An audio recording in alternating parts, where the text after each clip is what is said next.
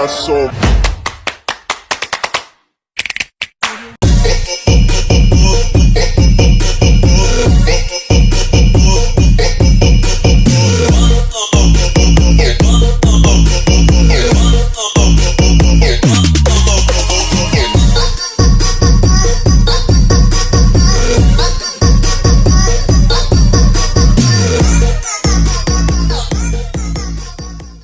Assalamualaikum and hello everyone.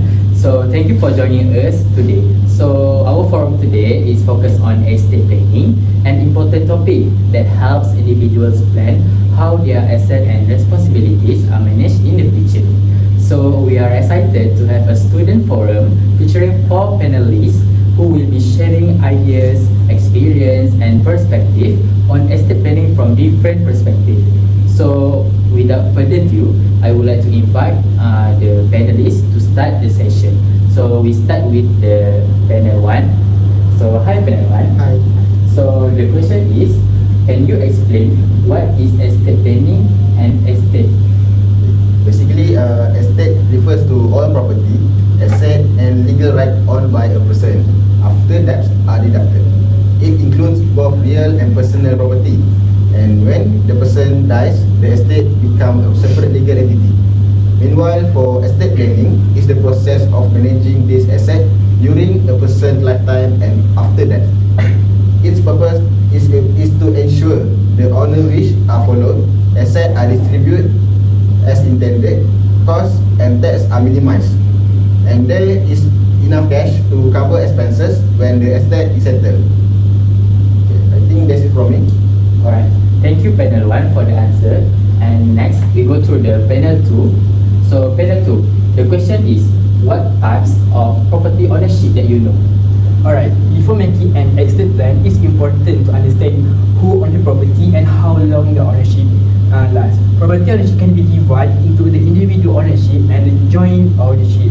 For the first individual ownership property, individual ownership means the property is owned by one and only person. The first type is a fee simple or outright ownership. This is the strongest form of ownership. The ownership has a full control over the property. For the second is a life interest. In this type, the owner can use the property and receive income from it, but only during his lifetime. Once the owner dies, the ownership and the property will go to the another person. So for the third is term interest.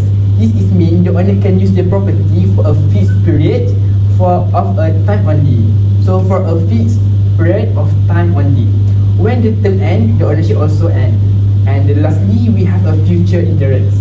This is a person has the right to own the property in the future, not now. The ownership will start when a certain event happen, such as after someone pass away. Next is we go to the joint ownership property. Joint ownership means more than one person own the property together. The first type is a tenancy in common. Each owner owns a separate share of the property. There is no right of survivorship.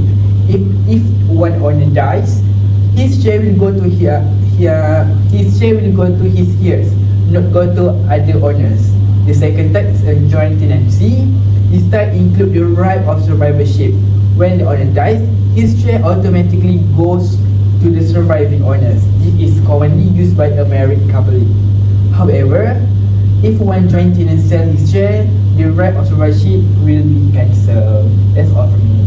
Oh, okay. Thank you, panel 2. So we now know there are many types of property ownership, right? So we go through the next question. So for panel 3, okay, what are the steps estate planning process that you know and you can apply in our future? Okay, thank you for your questions.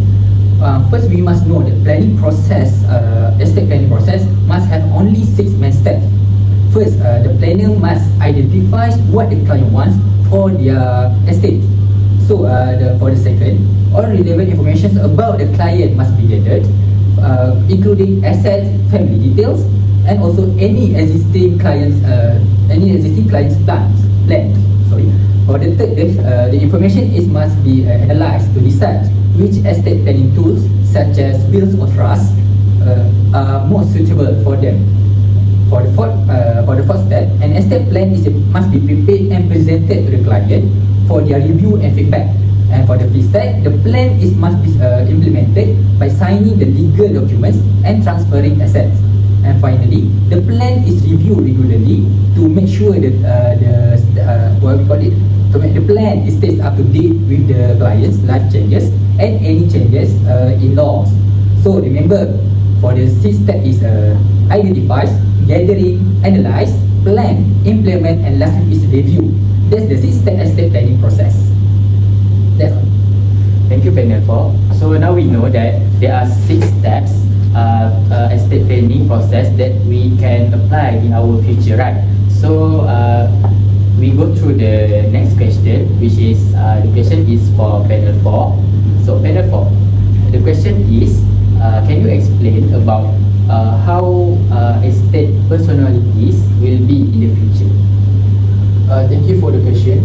Actually, for estate personalities, there are 2 types of estate, which is beneficiaries and fiduciaries. Simple explanation, they are a figure to estate plan. The former being object of the plan, while the latter is the official representative of the estate owner whose job is execute and implement the plan for benefit of beneficiaries. First we go to beneficiaries. Once person dies, his estate goes through a legal process of administration or probate before it pass to the heirs. The heirs to the estate owner, also known as distributees or beneficiaries of the deceased property.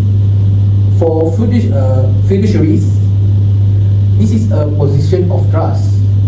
A fiduciary is a person of or institution appointed by estate owner to hold or manage property for benefit of the beneficiaries. He could be an executor or trustee appointed by estate owner or the court. The most basic duty of fiduciaries is to act the best interest of beneficiaries of the estate. In exercising his duty, a fiduciary is expected to exhibit total devotion to the estate in respect of the scope of work to be done. If he breaches this duty, he can be held liable by the beneficiaries for losses incurred due to the breach. That's all. Okay, thank you, panel 4. So now we know that there are 2 estate planning, 2 estate personality that we know, which is beneficiaries and fiduciaries. So that's the end of our discussion today. Thank you for joining our forum today. So see you again when I see you again. So that's all. Bye.